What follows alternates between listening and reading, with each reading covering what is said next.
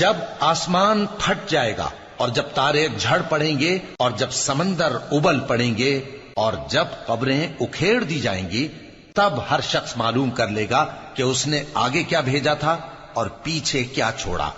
اے انسان، تجھ کو اپنے رب کریم کے بارے میں کس چیز نے دھوکہ دیا؟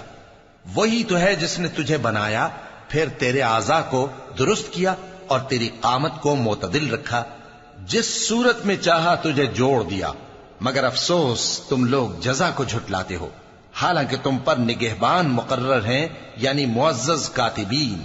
جو کچھ تم کرتے ہو وہ اسے جانتے ہیں۔ بے شک نیکوکار نعمتوں کی بہشت میں ہوں گے اور بدکردار دوزخ میں، یعنی جزا کے دن اس میں داخل ہوں گے اور اس سے چھپ نہیں سکیں گے۔